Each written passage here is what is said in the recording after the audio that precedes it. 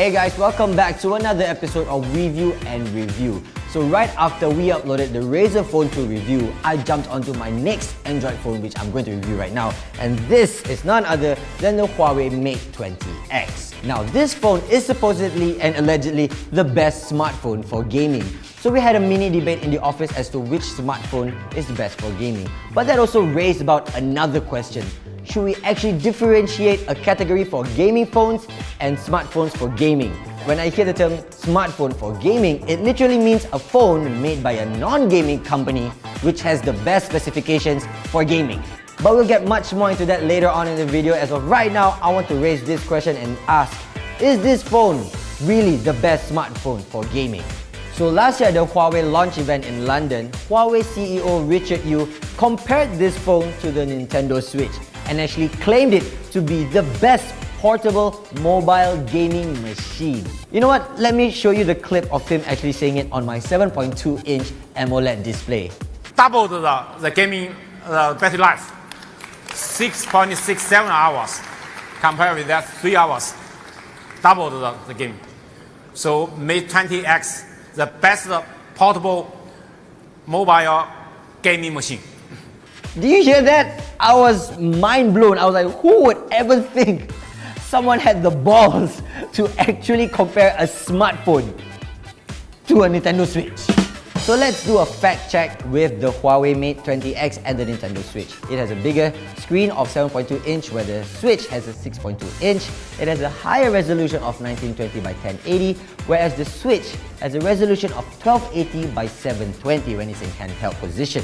And also this has a 6.67 hour battery life compared to a 3-hour battery life on a Nintendo Switch. But that is because the Huawei Mate 20X uses a 5000 mAh lithium polymer battery.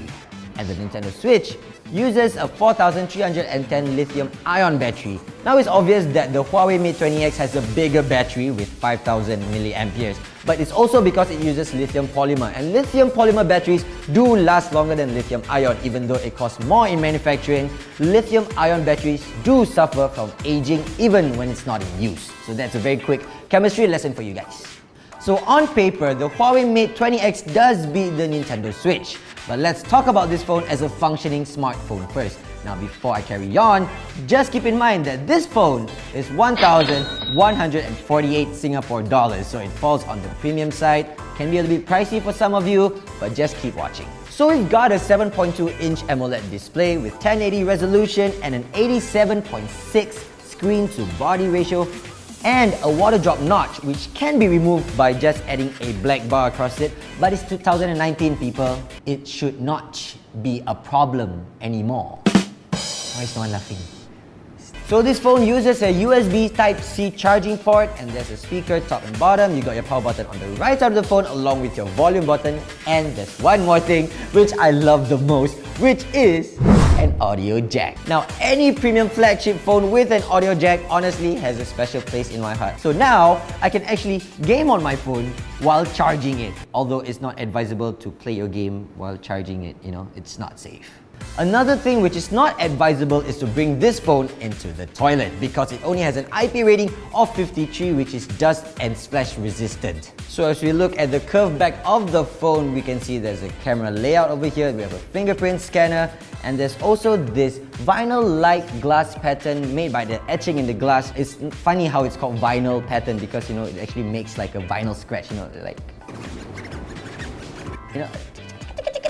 But one bad thing about this phone is that for some reason it leaves behind very obvious fingerprint stains. So let's talk about the camera. There's a frontal facing camera with 24 megapixels and an aperture of 2.0, and there are 3 lenses on the back.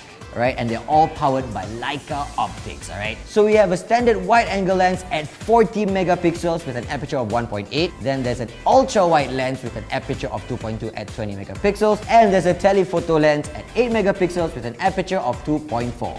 So the camera can record a 4K video at 30 FPS, a 1080p video at 60 FPS, and a 720p video at 960 FPS. So here's a short clip of how 960 FPS looks like. Whoa, dude, look at that. Now that is super slow-mo. However, it's only 720p.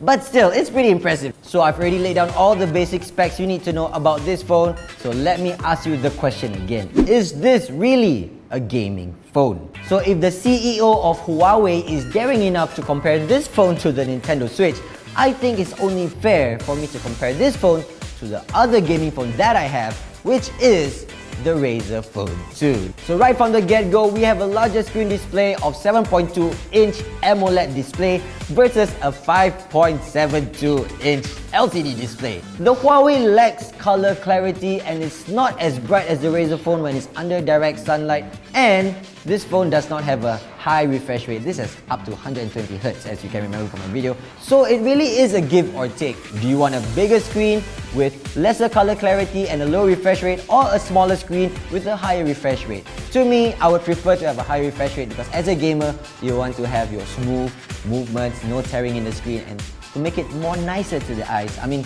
bigger does not always mean better, in my opinion, in this regard. Now when it comes to audio, both phones are supported by Dolby Atmos. However, the Razer Phone 2 speakers are THX certified amplifiers. And like I said in my previous review, the Razer Phone 2 is one of the loudest phones in the market right now. But to me, all of this means nothing because I play my games with an earpiece in. Any phone with a headphone jack has a special place in my heart. So when it comes to audio, this one wins solely because it has an audio jack. So when it boils down to battery life, obviously the bigger phone wins because it has a bigger battery with 5000 mAh and the Razer phone has 4000 mAh. But after using both of these phones for about an hour, the Huawei phone does not feel as warm as the Razer phone. Now even though both of these phones has a vapor chamber cooling system, the Huawei is also supported by a graphene film. Now, a graphene film is a thin and strong conductive material which helps divert away the heat from important phone components. Another reason to factor in for the lesser heat on the Huawei phone is the Kirin 980 chipset versus the Razer Snapdragon 845. The Kirin 980 has a 30% higher performance rating than the Snapdragon 845 because it requires lesser energy consumption per frame. But to be fair to the Snapdragon 845, the tech has been around for about a year, so it's considered quite old. So guys, in conclusion, to me, this phone is as good as any gaming phone out there. Although it does not really hold a gaming brand, it's still good enough for gaming. And if you want to compare this to the Razer phone, honestly, I would prefer the Huawei Mate 20X because it has a bigger screen and longer lasting batteries. But I leave that decision up to you guys. Which phone would you rather have as your gaming phone? The Huawei or the Razer? Right, let me know in the comment section down below. Once again, thank you so much for watching this video. Do remember to give it a thumbs up, subscribe to our channel, and we'll see you in the next episode of Review.